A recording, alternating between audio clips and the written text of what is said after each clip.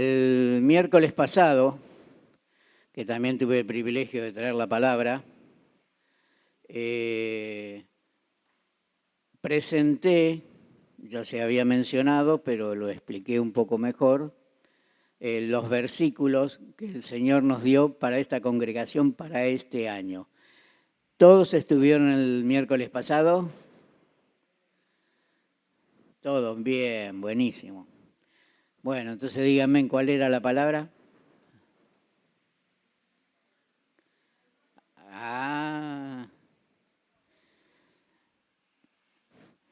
El Señor viene ya hace varios años que nos viene alentando, nos viene dando palabra, nos viene preparando para los tiempos que están por venir. Nos viene preparando, como dice siempre el pastor, para el Apocalipsis. Ese libro que nadie quiere leer, que está al final de la Biblia, pero ahí está descrito las cosas que van a pasar y es más, las cosas que ya están ocurriendo. En el año, lo tenemos aquí, en el año 2018, Él nos decía que ponía palabras en nuestras bocas, o sea, su palabra en nuestra boca, para que pudiéramos, y nos daba toda la autoridad, para que pudiéramos echar fuera de nuestras vidas todo reino, toda nación, toda cosa que no fuera de Él. Teníamos la autoridad dada por Él para así hacerlo. Y que una vez que pudiéramos limpiar, por así decir, nuestra casa, nuestra mente, nuestro corazón, pudiéramos poner las cosas en orden, pudiéramos dejar esas cosas que venimos arrastrando de la vida. Él nos daba también la autoridad para poder comenzar a construir nuevamente, para poder comenzar a hacer las cosas realmente de acuerdo a la voluntad de Él. En el 2019, porque por lógica, cuando empezamos a batallar en el mundo espiritual, de la parte del enemigo no se quedan tranquilos. Y entonces siempre tenemos muchas luchas. Y en el año pasado, en el año 2019, nos decía, mira, las tinieblas cubren la tierra, una densa oscuridad se cierne sobre los pueblos, pero la aurora del Señor brillará sobre ti se manifestará su gloria. O sea que nos decía que aunque viéramos las cosas oscuras, viéramos que todo parecía negativo, para sus hijos no iba a ser así, que la gloria de Él iba a estar manifiesta en cada uno de nosotros. Amén. Y para este año el Señor nos trajo palabra a través del libro de Romanos en el capítulo 13. El capítulo 13 del versículo anoten después, lo leen tranquilos en su casa. El capítulo 13 del libro de Romanos habla todo sobre el respeto hacia las autoridades, el cumplimiento que debemos de tener como cristianos, el no deberle nada a nadie, no deberle al César, no deberle a Dios. Habla sobre todo ese tipo de cosas. Habla sobre estar en orden. Y en los versículos que el Señor nos dio es Romanos 13, por si alguno no lo anotó, anótelo, es Romanos 13, versículo 11 y versículo 12. El versículo 11 dice, hagan todo esto estando conscientes del tiempo en que vivimos. Ya es hora de que despierten del sueño, pues nuestra salvación está ahora más cerca que cuando inicialmente creímos. O sea que tenemos que ser conscientes de los tiempos que vivimos. Los tiempos de la venida del Señor se acercan y tenemos que estar alertas para no perder todo lo que hemos logrado, no perder nuestra libertad, la libertad que el Señor nos dio. Y dice, ya esto a mí me impacta, que dice, ya es hora de que despierten del sueño. El Señor está haciendo un llamado muy profundo y diciéndonos claramente que estamos aletargados, que estamos dormidos. Dormidos en cuanto a la parte espiritual. Estamos, a mí me viene a la mente, como vieron esa película que dice los muertos vivos, que andan los muertos que deberían estar quietitos, andan caminando. Bueno, no, así estamos nosotros. Estamos aletargados en el Señor, estamos aletargados espiritualmente. Venimos a las reuniones, participamos de los grupos, participamos de algunas actividades, pero nos falta la chispa, nos falta el despertarnos. Estamos dormidos. Es como que no hemos entendido lo que Dios ha hecho en nosotros, que es darnos la libertad. Sigue diciendo, la noche está muy avanzada y ya se acerca el día. O sea, los tiempos están avanzados. Ya no es lo mismo que hace, no sé, 35, 40 años que hemos conocido al Señor, ya no es lo mismo, el tiempo está más cerca. Dice, y ya se acerca el día, por eso dejemos a un lado las obras de la oscuridad y pongámonos la armadura de la luz. Porque como hijos de Dios tenemos la responsabilidad de llevar luz a las naciones, luz a las personas. Somos sal y luz. Debemos de arrebatarle vidas al diablo. Debemos de preocuparnos y ocuparnos por predicar el Evangelio, por llevar la palabra de Dios, para que así las personas puedan ser libres. Muchas veces las personas piensan que con ser buenos, con hacer alguna obra, buena obra, es suficiente. Y no es así. En esta semana fui a llevar una Santa Cena a una persona y había allí otras 2 personas de visita. Y entonces la persona me dice, ¿no le molesta? Pues no, yo no tengo problema. Entonces el Señor preparó ese momento. Y lógico, me empezaron a hacer preguntas las otras 2 personas. Y la idea que tenían esas personas, que tenían tiempo el día que se murieran, porque iban a pasar por un intervalo y que después recién a lo mejor iban a ir al cielo o al infierno, que porque eran buenas personas, ya estaba todo bien, iban a ir al cielo y cosas similares. Y no es así. Amén. Por eso es que nosotros tenemos la responsabilidad de poder llevarles la luz a las personas y decirles cuál es la verdadera. Amén. Por eso dice, pongámonos la armadura de la luz. Y entonces, en esta semana, que como no sé si habrán observado, no está el pastor, no hay ninguno de mis hermanos del cuerpo de gobierno, porque están participando de unos estudios intensivos en la Iglesia de la Misión, así que tengo toda la responsabilidad.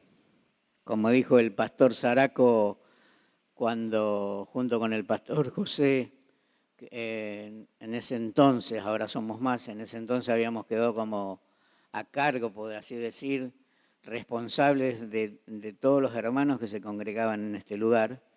Y me acuerdo que el pastor Saraco, así como en una chanza, dijo, y bueno, esto es lo que hay. Así que hermanos, esto es lo que hay. Dice, yo pensaba, ¿por qué piensan que el Padre, Dios, se preocupa tanto por nosotros, por sus hijos?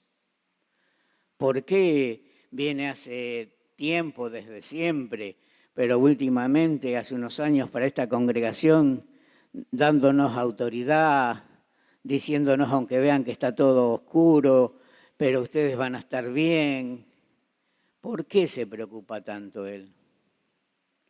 Efesios 1, 11 y 12 dice, les voy a dar algunas referencias, unas cuantas cosas por qué el Padre, por qué Dios se preocupa tanto por sus hijos y no va a terminar hoy. Ahí, en una próxima prédica voy a seguir con lo que voy a estar hablando. Dice en Efesios 1:11 dice, en Cristo también fuimos hechos herederos, pues fuimos predestinados según el plan de aquel que hace todas las cosas conforme al designio de su voluntad. O sea, uno de los primeros motivos, porque somos sus hijos y porque vamos a ser sus herederos. Y como herederos de Dios, debemos de hacer, vamos a hablar entre casas, tenemos que hacerlo quedar bien. Tenemos que hacer las cosas como las haría Él.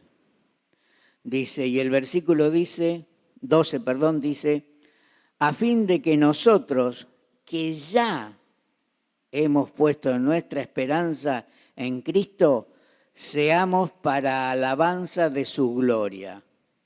O sea, nos está hablando directamente a nosotros, a los que ya pusimos nuestra esperanza en Dios, nuestra fe en Él.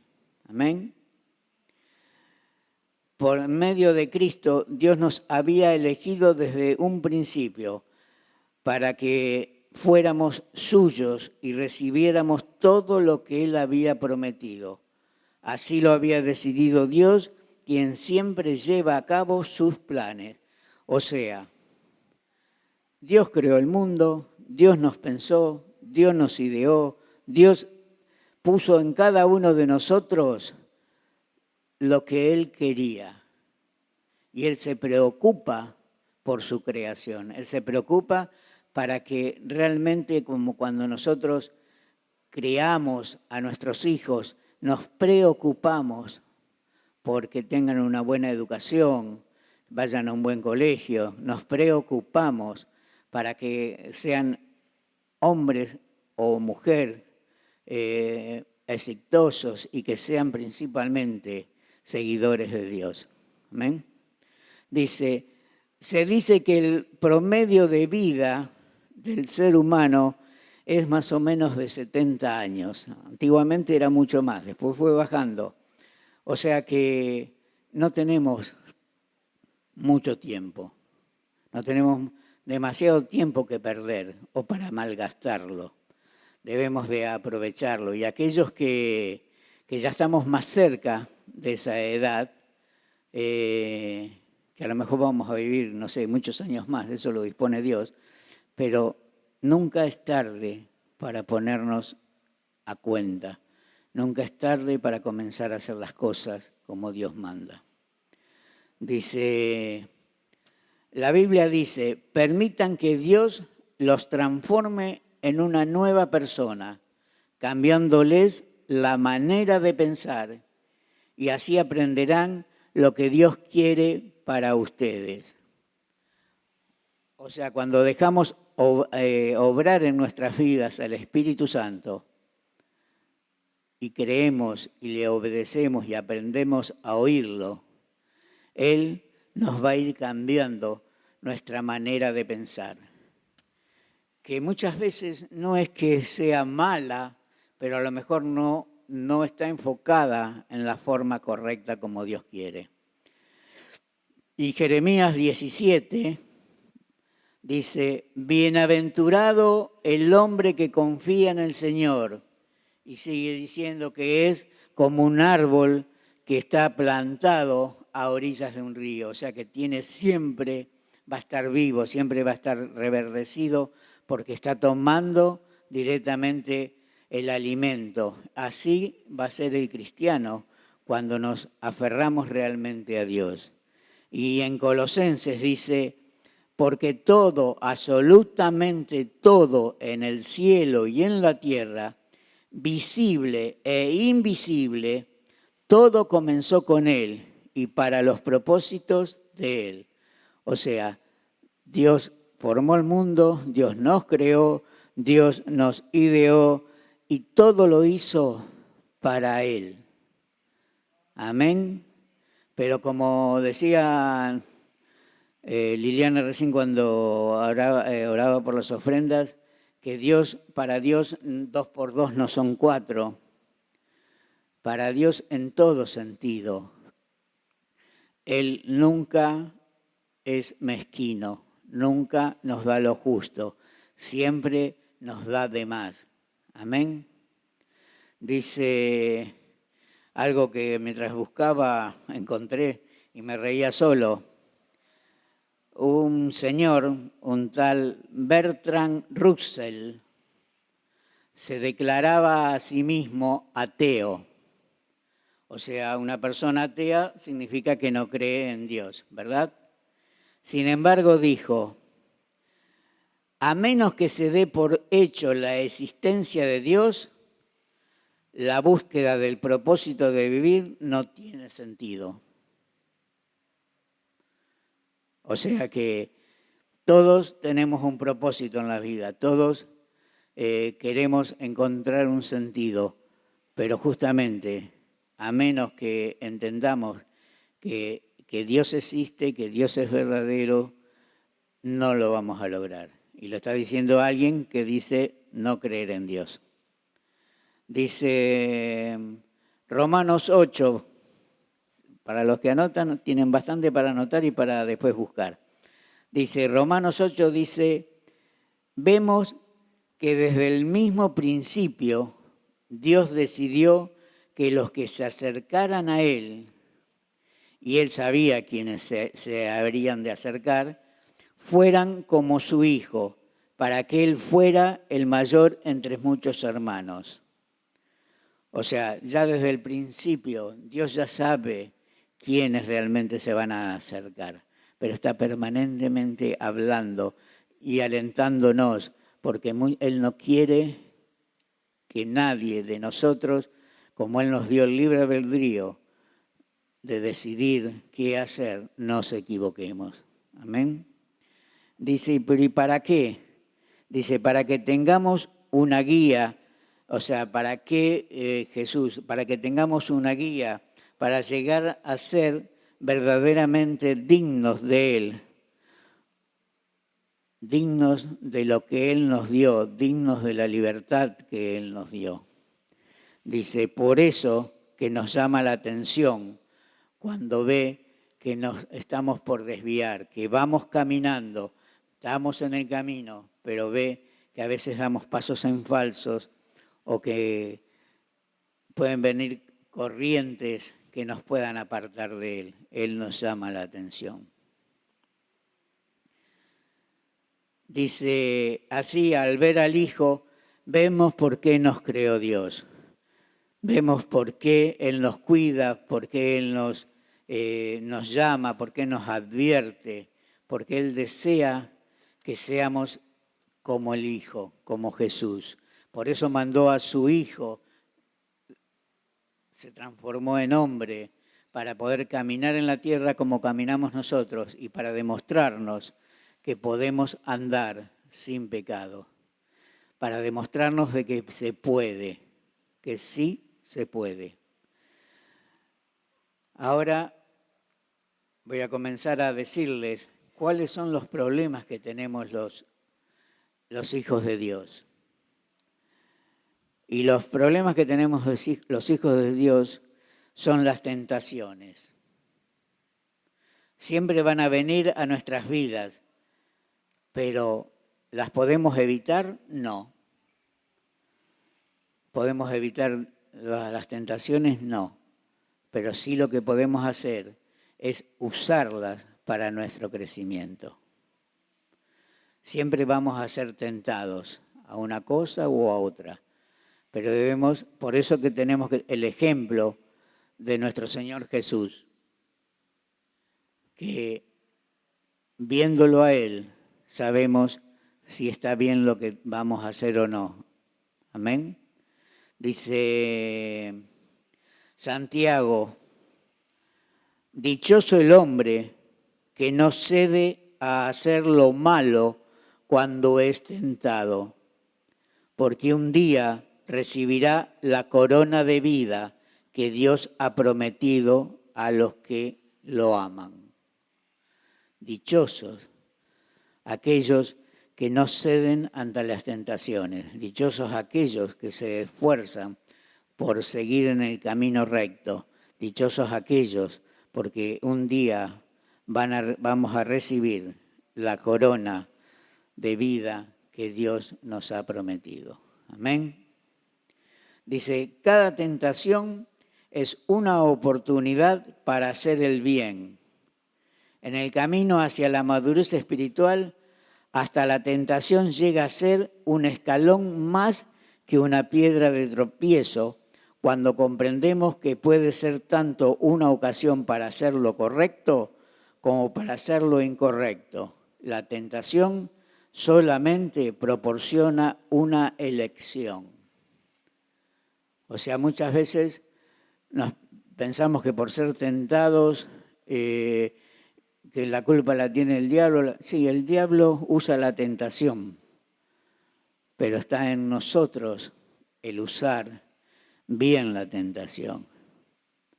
En aprovechar y usarla en vez de para caernos, para levantarnos o para poder escalar.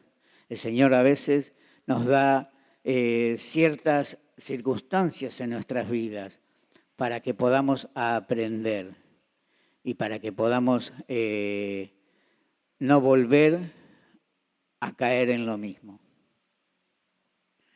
Dice, aunque la tentación es el arma principal de Satanás para destruirnos, Dios la usa para nuestro desarrollo. Cuando decidimos hacer lo bueno en lugar de pecar, estamos madurando en el carácter de Cristo. O sea, es bueno ser tentados, es bueno cuando se nos presentan diversas situaciones, pero tenemos que aprender qué es bueno para mi vida, qué es bueno para mi familia, aprender qué es lo que haría Cristo en nuestro lugar. Amén. Dice, por eso debemos dejar que el Espíritu Santo controle nuestras vidas. Y esto hará que haya en nosotros amor, paz, paciencia, benignidad, bondad, fidelidad, mansedumbre y autocontrol. Son todas las cosas que nos da el Señor, pero cuando aprendemos a dejar que Él gobierne nuestras vidas. Dice que Dios desarrolla el fruto del Espíritu en nuestra vida. Nos permite experimentar, nos permite circunstancias, deja que seamos tentados para producir exactamente la cualidad contraria. ¿Y a qué me refiero? Dice, Dios nos enseña a amar. Dios es amor. ¿Y cómo nos enseña a amar al prójimo? Por lo general, poniéndonos personas desagradables a nuestro alrededor. Porque si siempre nos rodeamos de las personas con las cuales nos sentimos bien, estamos tranquilos, nos entendemos, es fácil amarlo. Ahora, cuando nos pone ciertas personas que se nos paran los pelos de la espalda cuando las vemos, también son hijos de Dios. Y entonces ahí es cuando el Señor nos permite, para que desarrollemos a través de esas tentaciones, lo opuesto, aprendamos a amar. Amén. Dice,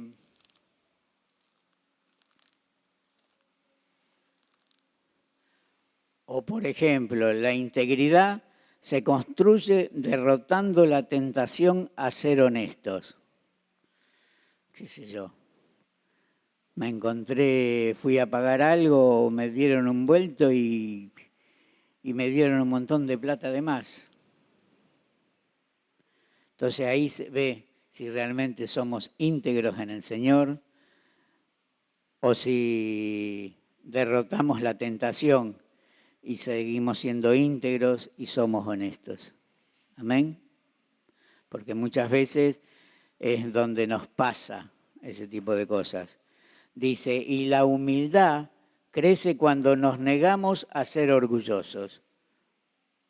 Cuando yo las sé todas, yo me las creo todas, yo ya sé, no necesito que me digan.